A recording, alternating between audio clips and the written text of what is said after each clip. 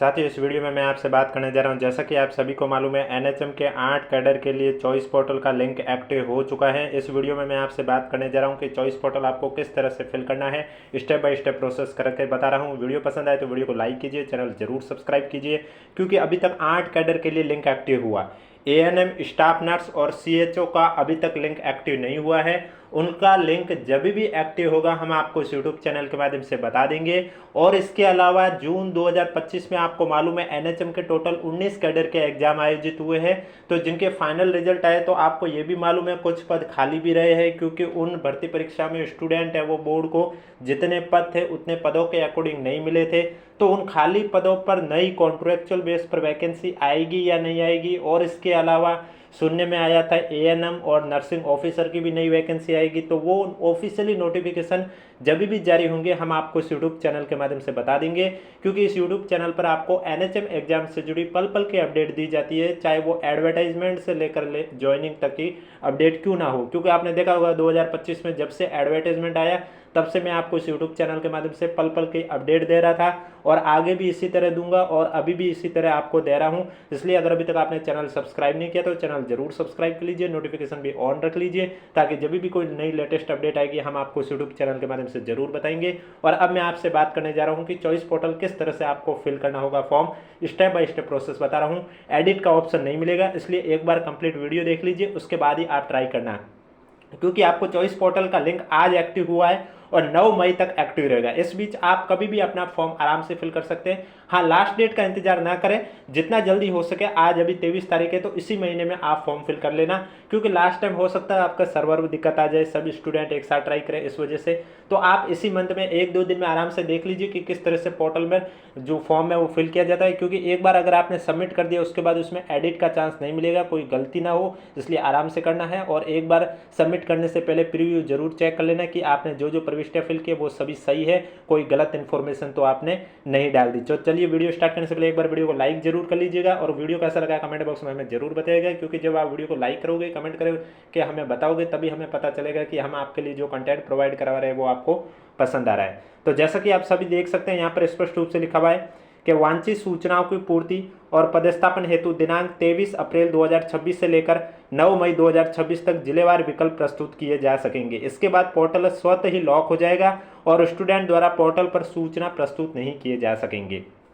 यानी कि राज health portal पर आपको जाना होगा, वेबसाइट पर किस तरह से करना वो मैं बताऊंगा। आपका जो लिंक है वो एक्टिव रहेगा आज की डेट से लेकर 9 मई, यानी कि 23 अप्रैल से लेकर 9 मई तक आप अपना फॉर्म फिल कर सकते हैं। 9 मई के बाद आपका लिंक डीएक्टिव हो जाएगा और उसके बाद आपको शो भी नहीं होगा जब आप राज हेल्थ पोर्टल पर जाओगे। वो अलग बात है, अगर कोई डेट आगे बढ़ा दे तो अलग बात है, अगर डेट आगे नहीं बढ़ती है, 9 मई लास्ट डेट है, तो उस अभी के हिसाब से देखा जाए तो 9 मई के बाद आपका जो लिंक एक बार डीएक्टिव हो गया, उसके बाद वहाँ पर आप जाके फॉर्म फिल करोगे तो आपको वहाँ पर शो भी नहीं होगा। तो आज जो 8 कैडर है वो कौन कौन से है उसके बारे में भी बता देता हूँ। आप देख सकते हैं यहाँ पर स्पष्ट रूप से लिखा हुआ पद का नाम रिहेबिलिटेशन वर्कर, वरिष्ठ काउंसलर, कंपाउंडर आयुर्वेद, फिजियोथेरेपिस्ट सहायक, ऑडियोलॉजिस्ट, फार्मा सहायक, साइकेट्रिक केयर नर्स और मेडिकल लैब टेक्नीशियन।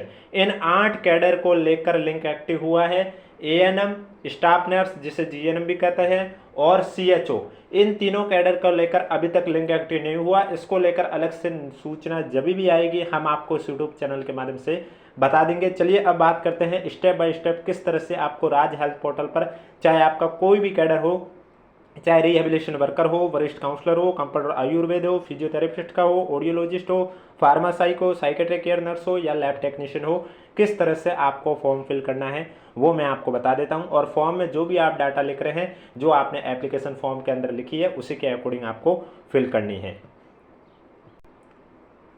और ये पीडीएफ आपको हमारे टेलीग्राम चैनल पर देखने को मिल जाएगा, जिसका लिंक नीचे डिस्क्रिप्शन में भी दे रखा है और कमेंट बॉक्स में भी पिन कर रखा है। देखो, फॉर्म फिल करने के लिए सबसे पहले आपको गूगल पर सर्च करना होगा राज हेल्थ पोर्टल। जब आप सर्च करोगे राज हेल्थ पोर्टल का तो इस तरह से आपको पास वेबसाइट आएगी rajhealthrajasthan.government.in की। जब पेज को स्क्रॉल करोगे तो एक ऑप्शन आपको देखने को मिलेगा। यहाँ पर आप देखोगे तो आपके पास अलग अलग ऑप्शन आएंगे, जैसे कि न्यू अपॉइंटमेंट्स, राज हेल्थ, क्रिएट पासवर्ड और ऑल सर्कुलर्स। तो आपको क्या करना होगा, न्यू अपॉइंटमेंट्स पर क्लिक करना होगा। इस पर जैसे ही क्लिक करोगे तो आगे आपके सामने इस तरह से पेज ओपन होगा, जिस पर लिखा हुआ है प्रोसेस फॉर न्यू अपॉइंटमेंट। यानी कि क्या प्रोसेस है न्यू अपॉइंटमेंट वालों के लिए। नोट में लिखा हुआ please enter your mobile number provided earlier in the application, यानी कि आपको यहाँ पर एप्लीकेशन नंबर में जो आपने मोबाइल नंबर लिखा है वही मोबाइल नंबर आपको यहाँ लिखना है, क्योंकि उसी मोबाइल नंबर पर ओटीपी आएगा। आप कोई नया मोबाइल नंबर लिखोगे तो उस पर ओटीपी नहीं आएगा। अगर किसी के ओटीपी नहीं आ रही है, दिक्कत आ रही है, तो एक बार वो ये जरूर कंफर्म कर लीजिए कि मोबाइल नंबर वही है जो आपने एप्लीकेशन फॉर्म के अंदर रजिस्टर्ड किया था। अब देखो आपको क्या करना होगा, सबसे पहले डिपार्टमेंट आपको सेलेक्ट करना होगा। एक साइड लिखा हुआ मेडिकल एंड हेल्थ और दूसरी साइड लिखा हुआ एनएचएम, तो आपको क्या करना होगा, एनएचएम पर टिक कर देना है। इस पर टिक करोगे, उसके बाद आपके पास ऑप्शन है अपॉइंटमेंट फॉर द पोस्ट, यानी कि अभी फिलहाल जो 8 कैडर मैंने अभी थोड़ी देर पहले बताया उन्हीं के लिए लिंक एक्टिव हुआ। तो उन 8 कैडर में से आप कौन सा कैडर सेलेक्ट करना चाहते हो उस पर आपको क्लिक करना है। यानी कि जैसे ही आप सेलेक्ट पर क्लिक करोगे तो आपके सामने इस तरह से पेज ओपन होगा, जिस पर आप देख सकते हैं अलग अलग लिखा हुआ होगा 8 कैडर के नाम, audiologist, compounder Ayurveda, medical lab technician, pharma assistant, physiotherapist assistant, psychiatric care nurse, rehabilitation worker. तो इनमें से और एक आपका सीनियर काउंसलर, तो इनमें से आपका कौन सा कैडर है जिसके लिए आप चॉइस पोर्टल फिल कर रहे हो, उस पोर्टल के सामने आपको क्लिक कर देना है। जैसे कि अगर कोई फार्मा असिस्टेंट का स्टूडेंट है तो यहाँ पर बॉक्स पर क्लिक कर देगा, या कंपाउंडर आयुर्वेद का है तो इस गोले पर क्लिक कर देगा, अगर रिहेबिलिटेशन वर्कर का है तो इस गोले पर क्लिक कर देगा। मैं स्टेप बाय स्टेप प्रोसेस बता रहा हूँ, और वीडियो पसंद आ रहा है तो एक बार वीडियो को लाइक जरूर कर लीजिएगा, चैनल भी जरूर सब्सक्राइब कर लीजिएगा, क्योंकि इस यूट्यूब चैनल पर आपको एनएचएम एग्जाम से जुड़ी पल पल के अपडेट भी दी जाती है, और इसके अलावा एनएचएम के लिए क्लासें भी ली जाती है। एक बार नोटिफिकेशन आ जाए आपके नर्सिंग ऑफिसर और एएनएम का, उसके बाद आपकी क्लासें भी शुरू कर दी जाएगी पीवाईक्यू के अकॉर्डिंग, यानी कि अगर रिटन एग्जाम हुआ तो उसमें किस तरह के क्वेश्चन पूछे जाएंगे, वो जो पिछले क्वेश्चन आपसे पूछे गए थे कॉन्ट्रेक्चुअल पोस्ट वैकेंसी में, उसी के आधार पर आपको बताए जाएंगे इसी यूट्यूब चैनल पर, इसलिए चैनल जरूर सब्सक्राइब कर लें। अब देखो आपका जो भी कैडर है वो आपने कैडर एक बार सेलेक्ट कर दिया है, तो उसके बाद आपको क्या करना होगा, यहाँ पर जैसे अपॉइंटमेंट फॉर द पोस्ट जो भी आपका कैडर था वो आपने सेलेक्ट कर दिया, उसके बाद यहाँ आपको मोबाइल नंबर लिखना है। मोबाइल नंबर आपको वही लिखने जो एप्लीकेशन फॉर्म के अंदर है, वो रजिस्टर्ड मोबाइल नंबर ही लिखने, क्योंकि ओटीपी आपके आएंगे उन्हीं मोबाइल नंबर पर। उसके बाद आपको क्या कर देना है, यहाँ पर एंटर कैप्चा का पूछा है, तो यहाँ पर जो बॉक्स के अंदर नंबर दे रखे हैं, जैसे कि यहाँ पर दे रखा है NCU8NP, उसी तरह आपके जो नंबर दे रखे हैं वो नंबर लिखने होंगे बिना स्पेस दिए है। जहाँ कैपिटल है वहाँ कैपिटल, स्मॉल है वो स्मॉल में लिखना है, और उसके बाद आपको सेंड OTP पे कर देना है। उसके बाद जो आपके रजिस्टर्ड मोबाइल नंबर है उस पर आपके पास OTP आ जाएगा, वहाँ से आपको OTP दर्ज करना और आपका साइन इन हो जाएगा। ध्यान रखना, अगर आपके OTP नहीं आ रहा, OTP वाली दिक्कत आ रही है, तो एक बार कंफर्म कर लीजिए कि जिस पोस्ट को आपने सेलेक्ट किया है उसके एप्लीकेशन फॉर्म के अंदर वही मोबाइल नंबर है जो अभी आप यहाँ पर फिल कर रहे हो, क्योंकि जो रजिस्टर्ड मोबाइल नंबर के अलावा अगर कोई दूसरा मोबाइल नंबर आप लिखोगे तो OTP नहीं आएगा। OTP सिर्फ और सिर्फ रजिस्टर्ड मोबाइल नंबर पर ही आएगा। एक बार लॉगिन करने के बाद अब देखो मैं आपके जो इंस्ट्रक्शन गाइडलाइन जारी की गई उसके अकॉर्डिंग आपको मैं समझा रहा हूँ कि किस तरह से आपके भी ओपन होगा और उसके बाद आपके भी क्या क्या लिखा हुआ आएगा। तो जैसे कि यहाँ पर आपके जैसे ही लॉगिन होगी तो यहाँ आपके एप्लीकेशन आईडी लिखी होगी, जो आपके एप्लीकेशन फॉर्म नंबर है वो लिखे होंगे। आप किस पोस्ट के लिए ये चॉइस पोर्टल लिंक एक्टिव हुआ, किस पोस्ट के लिए फिल कर रहे हो वो पोस्ट का नाम लिखा होगा, और यहाँ पर आपका नाम। इसमें आपके टोटल 7 स्टेप है। सबसे पहले है अपडेट योर पर्सनल डिटेल, जिसमें आपको अपनी पर्सनल डिटेल है वो अपडेट करनी होगी। दूसरा ऑप्शन आएगा आपके पास प्रेफरेंस का फिल, यानी कि आपको प्रेफरेंस फिल करनी है, और वहाँ पर जितने ज़िले दे रखे हैं सभी ज़िलों को फिल करना कंपलसरी है। ऐसा बिल्कुल नहीं है कि स्टार्टिंग के 3 कर दिए बाकी छोड़ दिए तो सबमिट भी नहीं होगा। सबमिट तभी होगा फॉर्म जब आप सभी प्रविष्टियाँ जो भी आप अपने अकॉर्डिंग फिल करोगे। उसके बाद पोस्टिंग ऑर्डर आपको डाउनलोड करना होगा। उसके बाद आपको सेल्फ डिक्लेरेशन सबमिट करना होगा। फिर आपके CMHO और PMO द्वारा डॉक्यूमेंट वेरिफिकेशन होगा।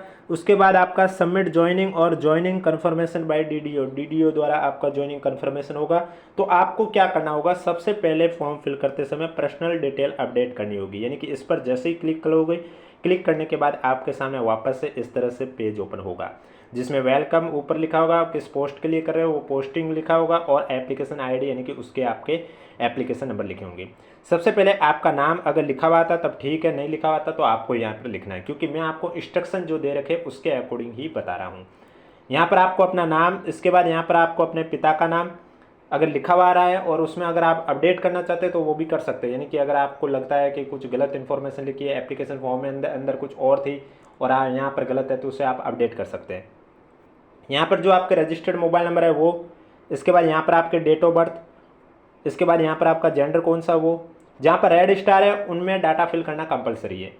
इसके बाद रजिस्ट्रेशन नंबर, डोमिसाइल स्टेट कौन सा वो, कैटेगरी कौन सी है वो लिखनी है, एक्स सर्विसमैन यस या नो, सेलेक्ट कैटेगरी कौन सी है वो, person with disability pH category के कैंडिडेट हो तो, फिर आपको अपनी email ID, permanent address, state कौन सा जिला डिस्ट्रिक्ट और पिन कोड लिखी हुई आती है तब ठीक है, नहीं लिखी हुई आती तो वो सब आपको लिखना होगा। और अगर आप प्रजेंट एड्रेस परमानेंट एड्रेस को सेम रखना चाहते हैं तो बॉक्स पर क्लिक कर दीजिए, यहाँ प्रजेंट एड्रेस ऑटोमेटिक आपका फिल हो जाएगा।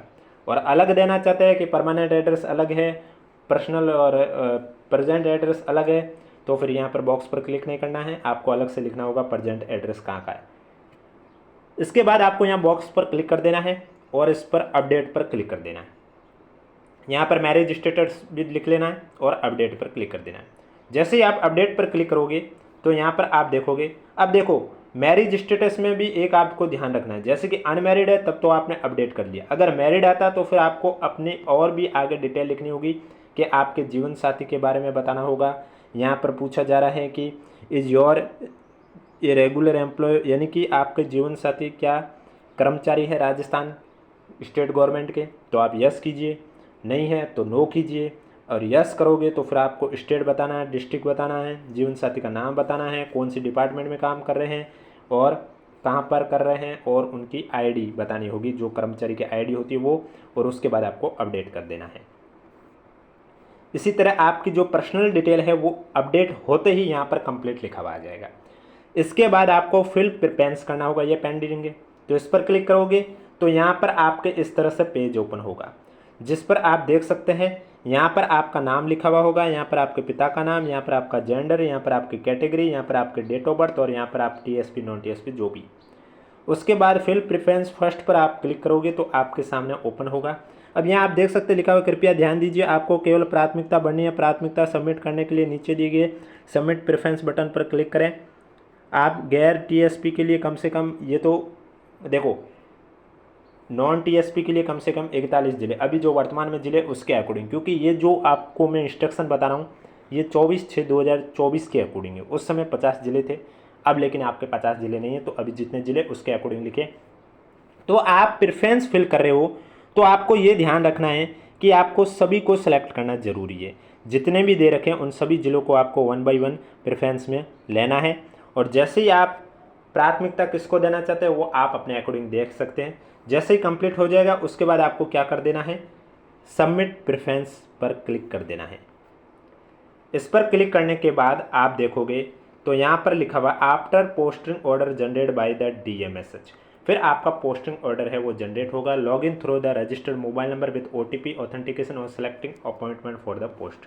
उसके बाद आप देखोगे तो डाउनलोड पोस्टिंग ऑर्डर किया, फिर आपको सबमिट सेल्फ डिक्लेरेशन वाला आएगा, इस पर आपको क्लिक करना होगा। इस पर जैसे ही आप क्लिक करोगे तो आपके सामने सबसे पहले लिखा हुआ आ रहा है, क्या आप सेल्फ डिक्लेरेशन में आप किसी भी प्रकार का धूम्रपान का सेवन नहीं करते हैं और इसके अलावा आपने दहेज नहीं लिया, तो इस बॉक्स पर आपको क्लिक कर देना है। इसके बाद यहाँ पर अपलोड योर हेल्थ सर्टिफिकेट, जो कि PDF फॉर्मेट में यहाँ पर दे रखा है maximum size 500 KB। Health certificate upload कर रहे हो तो PDF फॉर्मेट में अपलोड करना है और उसकी मैक्सिमम साइज 500 KB होनी चाहिए। 500 KB से ज़्यादा हुई है तो फिर आपका अपलोड नहीं होगा, 500 KB से कम ही रखना है। इसके बाद आपके चिल्ड्रन है या नहीं है, नहीं है तो नो कीजिए और सबमिट कर दीजिए। अगर है तो फिर आपको यहाँ पर क्या करना होगा, यस करना होगा। यस करोगे उसके बाद कितने चिल्ड्रन हैं वो नंबर लिखने होंगे, जितने चिल्ड्रन हैं उनका नाम और उनकी डेट ऑफ बर्थ और उनका जेंडर कौन सा वो लिखना है और आपको कर देना है सबमिट। ये करने के बाद आपका लिखा हुआ है step 4, after completion of step 4 report to the concern office with original document also mention is step 5। यानी कि बस आपको इतना ही करना है, बाकी का काम जो है वो आपके यहाँ पर देख सकते हैं। सबमिट ज्वाइनिंग हो जाएगी, उसके बाद आपके डॉक्यूमेंट वेरिफिकेशन बाय CMHO द्वारा, फिर आपकी ज्वाइनिंग सबमिट और ज्वाइनिंग कन्फर्मेशन किसके द्वारा होगा, DDO द्वारा। तो इस तरह से आपको राज हेल्थ पोर्टल पर चॉइस पोर्टल वाला फॉर्म फिल करना है। वीडियो पसंद आए तो वीडियो को लाइक कीजिए, चैनल जरूर सब्सक्राइब कीजिए। किसी भी साथी को कोई भी डाउट है तो नीचे कमेंट बॉक्स में पूछिए और वीडियो को अधिक से अधिक शेयर कीजिए, क्योंकि इस यूट्यूब चैनल पर आपको NHM एग्जाम से जुड़ी पल पल की अपडेट दी जाती है। ANM, स्टाफ नर्स और आपके CHO के चॉइस पोर्टल को लेकर जब भी लिंक एक्टिव होगा हम आपको इस यूट्यूब चैनल के माध्यम से बता देंगे। इसके अलावा ये PDF आपको हमारे टेलीग्राम चैनल पर देखने को मिलेगी, जिसका लिंक नीचे डिस्क्रिप्शन में दे रखा है। अगर अभी तक आपने ज्वाइन नहीं किया तो आप जाके ज्वाइन कर सकते हो। और मैंने आपको वापस से कह रहा हूँ, इस साल आपके NHM में जो जो वैकेंसी आएगी, चाहे वो आपके नर्सिंग ऑफिसर को हो, ANM को हो, आपको हम इस यूट्यूब चैनल के माध्यम से सूचित कर देंगे। और बाकी कुछ कैडर के फाइनल रिजल्ट भी आने बाकी है, वो भी अपडेट जो कि आपके जून में हुई थी कॉन्ट्रेक्चुअल बेस पर, वो भी बता देंगे। और आयुष अधिकारी का प्री DB रिजल्ट आ चुका है, स्क्रूटनी फॉर्म भी भरे जा रहे हैं। 30 तारीख लास्ट डेट है। उसके बाद विभाग द्वारा जब भी DB शेड्यूल जारी किया जाएगा वो भी हम आपको इस यूट्यूब चैनल के माध्यम से बता देंगे। चैनल सब्सक्राइब के साथ नोटिफिकेशन भी ऑन जरूर रखें।